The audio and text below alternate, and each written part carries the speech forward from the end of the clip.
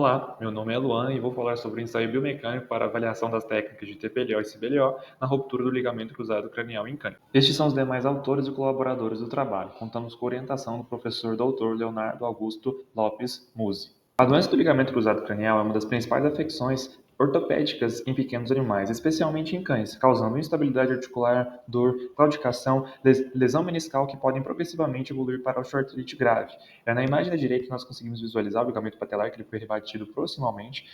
Além disso, nas estruturas intraarticulares, conseguimos visualizar o próprio ligamento cruzado cranial, o ligamento cruzado caudal e os meniscos, que são estruturas intimamente relacionadas com a afecção e geram bastante desconforto quando ocorre esse comprometimento do ligamento. Além disso, com essa doença, existe uma perda na capacidade de deambulação significativa dos animais e afeta, então, a qualidade de vida dos pacientes.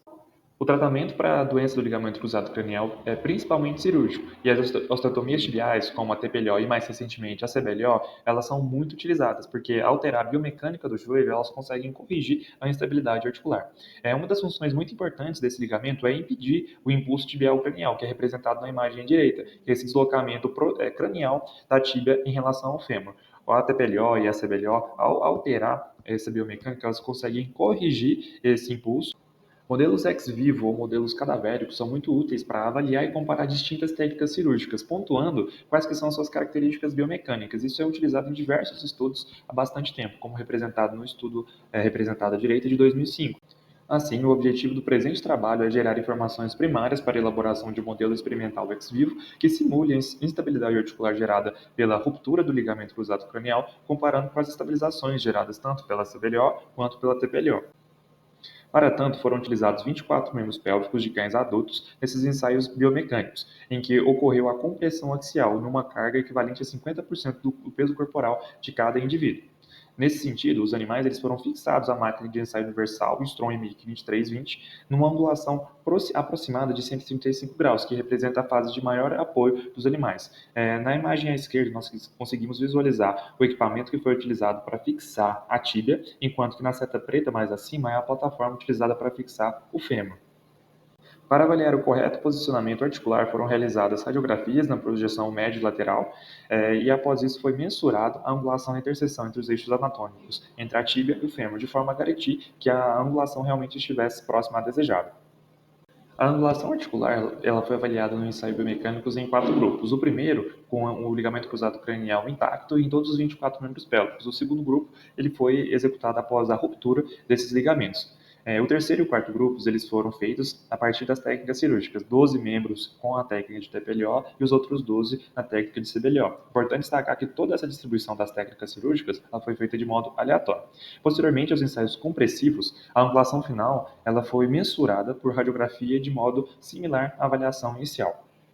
Ambos os procedimentos cirúrgicos, tanto a TPLO quanto a CBLO, são feitos a partir de uma abordagem medial da articulação do joelho, na qual o objetivo é se serrar e rotacionar o fragmento proximal da tíbia, de forma que o ângulo do platô tibial, sendo que o platô tibial é justamente a superfície articular da tíbia em relação ao fêmur, o objetivo é que esse ângulo fique menor, de maneira que, durante a fase de apoio, não ocorra o impulso tibial cranial, que é esse deslocamento, que é o deslocamento cranial da tíbia em relação ao fêmur, que gera muita instabilidade articular e dano às estruturas adjacentes, inclusive que progride para a osteoartrite. Então, um dos procedimentos a gente consegue ver como que ele foi realizado no modelo ex vivo e como que é essa radiografia pós-operatória. Após realizar todos os procedimentos, foram realizadas análises estatísticas, as quais apontaram uma não diferença em relação à angulação articular entre os grupos. Um resultado bem bacana, porque ele confere a confiabilidade e a uniformidade do modelo biomecânico ex vivo estipulado. E como nós conseguimos ver na tabela da direita, os valores de P explicitam que realmente não houve essa diferença estatística. Como nós podemos ver na tabela abaixo, todos os valores do ângulo foram muito próximos de 135 graus. Isso é muito interessante, porque o posicionamento do joelho nessa angulação representa a fase de maior carga na marcha de um cão.